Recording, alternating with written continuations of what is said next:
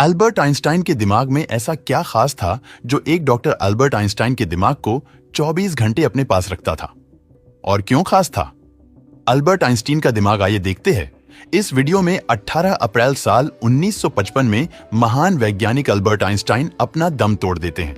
Albert Einstein ये बात भली भांति जानते थे कि उनका दिमाग इस सदी का सबसे जीनियस दिमाग है।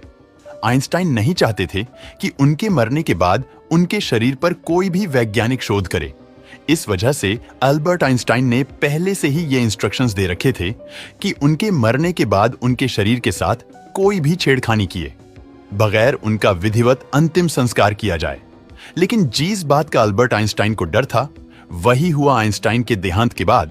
प्रिंसटन हॉस्पिटल के चीफ पैथोलॉजिस्ट थॉमस हार्वी को यह जिम्मेदारी सौंपी गई कि वो अल्बर्ट आइंस्टाइन के मृत शरीर की ऑटोप्सी करके यह पता लगाए कि आइंस्टाइन का निधन कैसे हुआ। लेकिन डॉक्टर हार्वी के दिमाग में आइंस्टाइन की ऑटोप्सी करने के अलावा कुछ और ही चल रहा था। डॉक्टर हार्वी को लग रहा था कि आइंस्टाइन के दिमाग में कुछ तो ऐसा सीक्रेट है जिसकी वजह से आइंस्टाइन एक नॉर्मल नहीं बल्कि एक जीनियस व्यक्ति है। आइंस्टाइन के दिमाग का सीक्रेट जानने के लिए हार्वी ने आइंस्टाइन के शरीर से उनके दिमाग को निकालकर उसे चुरा लिया।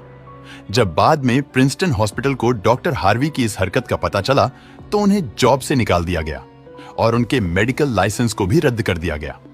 फिर बाद में डॉक्टर हार्वी ने अल्बर्ट आइंस्टीन के बेटे हांस अल्बर्ट से आइंस्टाइन के दिमाग पर शोध करने के लिए कानूनी तौर पर अनुमति मांगी। डॉक्टर हार्वी अल्बर्ट आइंस्टाइन के ब्रेन को हमेशा अपने साथ रखते थे। डॉक्टर हार्वी ने अल्बर्ट आइंस्टाइन के ब्रेन के बहुत सारे फोटोग्राफ्स लिए। उन्होंने आइंस्टाइन के ब्रेन के 240 टुकड़े करके उन्हें अलग अलग जार में प्रिजर्व किया। साल दर साल गुजरते जा रहे थे। डॉक्टर हार्वे को आइंस्टाइन के ब्रेन के बारे में कुछ समझ ही नहीं आ रहा था। फिर उन्होंने डिसाइड किया कि वो आइंस्टाइन के ब्रेन के अलग अलग हिस्सों को दुनिया के जाने माने न्यूरोपैथोलॉजिस्ट को भेजेंगे और उन्होंने ऐसा ही किया। और 30 सालों के बाद पहली बार साल 1985 में आइंस्टाइन के दिमाग पर कोई स्टडी पब्लिश की गई रिसर्च में पता चला कि आइंस्टाइन के दिमाग का एक हिस्सा जिसे कॉर्पस कैलोसम बोला जाता है वो आम इंसानों के दिमाग से ज्यादा बड़ा था।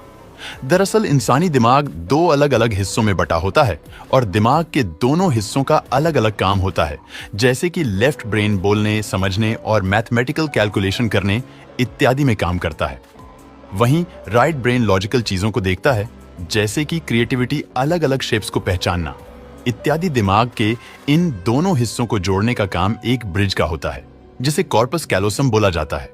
और जितना बड़ा कॉर्पस कैलोसम होगा उतना ही ज्यादा लेफ्ट और राइट ब्रेन के बीच में इंफॉर्मेशन का आदान प्रदान होगा और ब्रेन ज्यादा एफिशिएंट तरीके से काम करेगा। अल्बर्ट आइंस्टाइन का कॉर्पस कैलोसम बड़ा होने की वजह से आइंस्टाइन एक ही समय में कठिन से कठिन प्रॉब्लम और परिस्थितियों को इमेजिन कर सकते थे। जब अल्बर्ट आइंस्टाइन के ब्रेन का वजन किया गया तो उसका वजन 1230 ग्राम था, जबकि आम इंसानों के ब्रेन का वजन 1400 ग्राम होता है। खोजकर्ता मानते हैं कि आइंस्टाइन के ब्रेन की लाइनिंग बहुत पतली थी, जिस वजह से इनमें ज्यादा न्यूरॉन्स फ्लो कर पाते थे, जिससे इनके सोचने समझने की क्षमता आम इंसानों से ज्यादा थी। इसी वजह से अल्बर्ट आइंस्टाइन गणित की कठिन से कठिन प्रॉब्लम्स को बिना पेन और पेपर की मदद के अपने दिमाग में ही सॉल्व कर लेते थे। लेकिन यहां पर सबसे बड़ा सवाल यह आता है कि क्या अल्बर्ट आइंस्टाइन का दिमाग बाद में इस तरह से डेवलप हुआ या वो जन्म से ही इस तरह का दिमाग लेकर पैदा हुए थे? अगर अल्बर्ट आइंस्टाइन के बचपन की बात करें तो बचपन में आइंस्टाइन एक जीनियस नहीं बल्कि एक मंद बुद्धि बालक थे। जब आइंस्टाइन का जन्म हुआ था तो डॉक्टर्स ने यह नोटिस किया कि अल्बर्ट आइंस्टाइन के दिमाग का साइज अन्य बच्चों के मुकाबले बड़ा था और अपने जन्म के लगभग 4 सालों तक अल्बर्ट आइंस्टाइन बोल भी नहीं पाते थे। वहीं नॉर्मली बच्चे 1 से 2 सालों में बोलना सीख लेते हैं। इस बात को लेकर आइंस्टाइन के माता पिता बहुत ही ज्यादा चिंतित रहते। लेकिन एक दिन चमत्कार हो गया।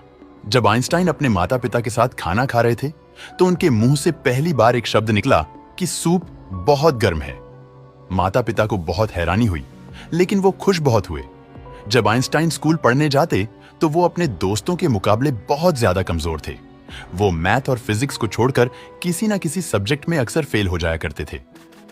अल्बर्ट आइंस्टाइन चीजों को लॉजिकली तो समझते थे, लेकिन उनकी याददाश्त बहुत कमजोर थी।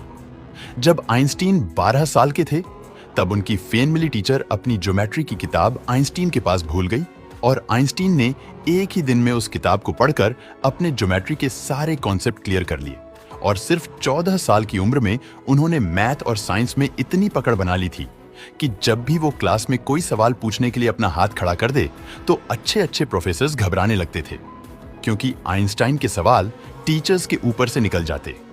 एल्बर्ट आइंस्टाइन का ब्रेन एक जीनियस ब्रेन था। 26 साल की उम्र में एल्बर्ट आइंस्टाइन ने अपने 4 रिसर्च पेपर्स को पब्लिश किया, जिनमें उन्होंने ब्रह्मांड को समझने का एक नजरिया दिया। एल्बर्ट आइंस्टाइन ने ब्रह्मांड के नियमों को एक छोटी सी समीकरण में बांधने का अपना एक लक्ष्य बना लिया और उन्होंने एक फेमस समीकरण दुनिया के सामने प्रस्तुत किए। पर बाद में एल्बर्ट आइंस्टाइन को बहुत दुख हुआ कि उन्होंने इस समीकरण को दिया, क्योंकि इसी समीकरण के आधार पर बाद में परमाणु बम को बनाया गया।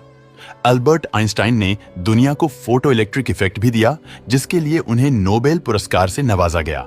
दरअसल आइंस्टाइन के सामने अगर कोई भी प्रॉब्लम आती तो आइंस्टाइन उस प्रॉब्लम का हल निकालने के लिए उसकी जड़ तक जाते और बार बार अपने दिमाग से कठिन परिश्रम करवा के उन्होंने अपने दिमाग को इस लेवल तक विकसित कर लिया कि उन्हें 20वीं सदी का सबसे जीनियस व्यक्ति होने का दर्जा प्राप्त हुआ।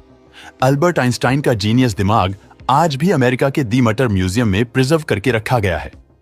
दोस्तों, वीडियो पसंद आया हो तो लाइक और शेयर करें